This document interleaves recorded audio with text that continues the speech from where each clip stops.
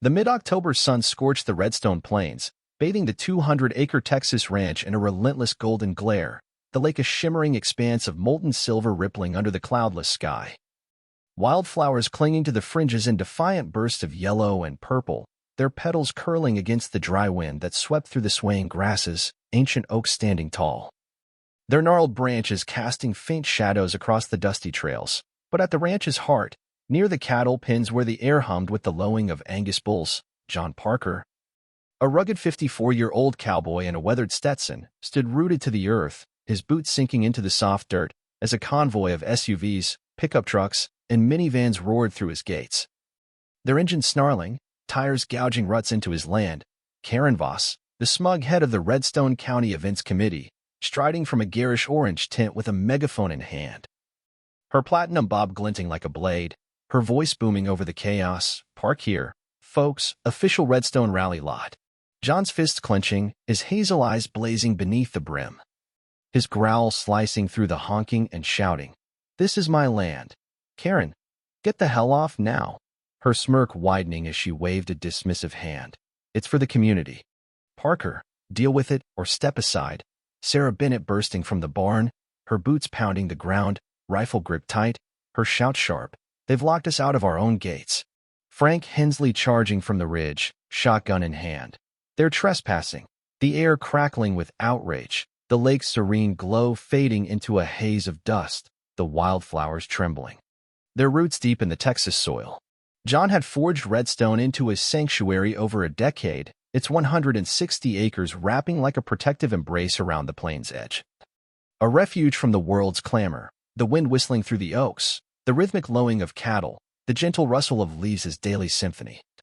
A legacy tied to the verdant network's quiet pulse, every sunrise a promise of peace, but that morning shattered the calm. A curt note had slipped under his door at dawn. Scrawled in Karen's unmistakable hand. Community Harvest Rally, Redstone designated as parking hub, effective today. No call, no knock, no shred of consent, just the committee's brazen decree. John crumpling the paper in his fist, his voice low and dangerous. "They've got no damn right. This is private land."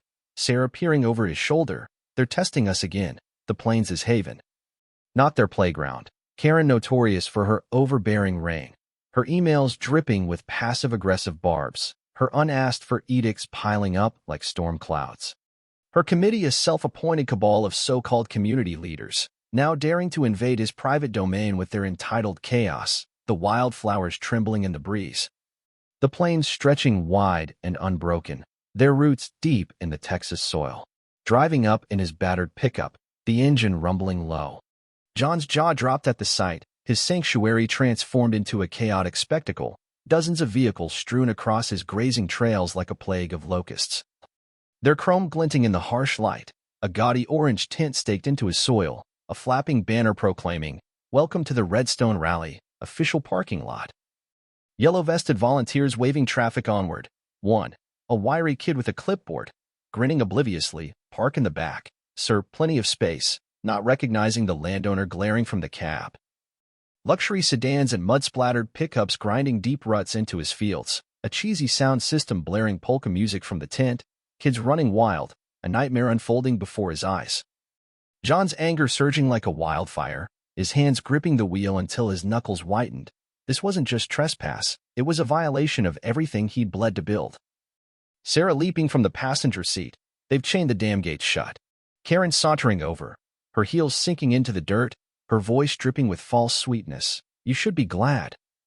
Parker, think of the community spirit." John stepping out, towering over her, his tone icy as a winter wind. "This is private property, not your damn lot. Get out." Her entitlement a suffocating cloud. Frank growling, "She's got no shame." The wildflowers enduring, their roots deep in the Texas soil. John's reaction was swift and unyielding, his mind racing as he pulled the radio from his belt. Barking to Frank, "Check the locks, secure the whole perimeter now." Frank grunting, "On it, boss," sprinting to the gates with Matt and Tom in tow, their boots kicking up dust.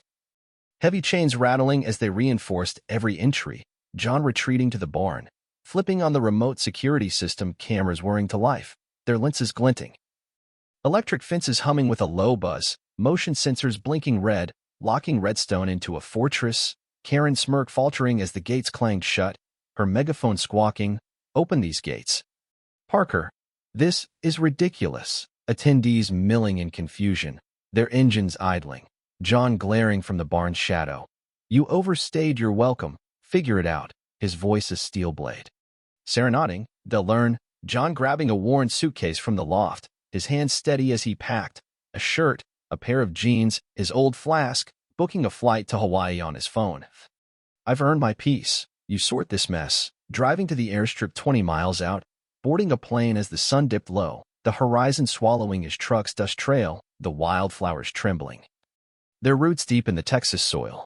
Chaos erupted on Redstone as the hours stretched under the oppressive heat, the sun climbing higher, baking the trapped attendees in their steel cages. Sweat streaking their faces, kids wailing in the back seats, their voices shrill, an elderly man in a straw hat fanning himself with a crumpled flyer. "Where's the shade? I can't breathe." His wife tugging at Karen's sleeve. "Do something." Karen dialing John's number frantically, her manicured nails clicking, voicemail echoing. "Parker, fix this now." Her calls unanswered. Frank long gone on a well-deserved fishing trip, the janitor unreachable, tensions mounting like a storm, a young mother snapping at Karen. "This is your fault. My baby's burning up." Her infant's cries piercing, Karen barking back. "Stay calm. We're handling it." Her words ringing hollow, a burly man in a trucker hat kicking his tire. "Handling it? We're trapped." The lake glowing gold in the fading light, the wildflowers enduring, their roots deep in the Texas soil. Night fell, the plains cloaked in a heavy darkness. Desperation rising like a tide. No cell service cutting through the static. No internet flickering on their screens. No escape past the buzzing fences. Arguments flaring like brush fires. Karen's orders drowned by jeers. Organize the cars by donation level. Keep it civil. Met with a chorus of boos. "You're insane, lady." A teenage boy hurling a soda can at the tent.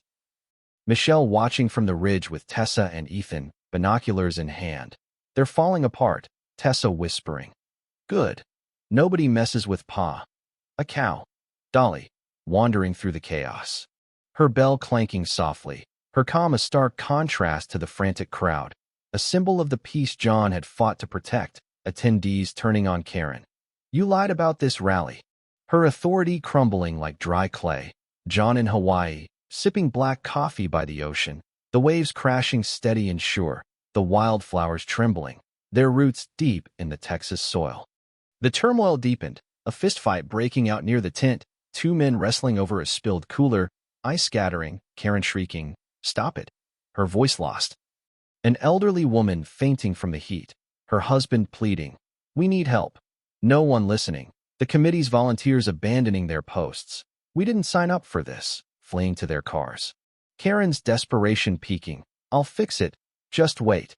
Her promises empty, John unreachable, the stars cold above, the wildflowers enduring, their roots deep in the Texas soil.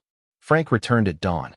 His truck rumbling up, unlocking the gates with a slow, deliberate clank, attendees fleeing in a disheveled exodus, their engines roaring, Karen's reputation in tatters. The committee convening days later, ousting her with a unanimous vote. "She's done," Steve declared, John back by week's end, a wooden sign posted at the gate. "Respect requested, entry by permission only." Redstone serene once more, the wind whispering through the oaks, the wildflowers trembling, their roots deep in the Texas soil.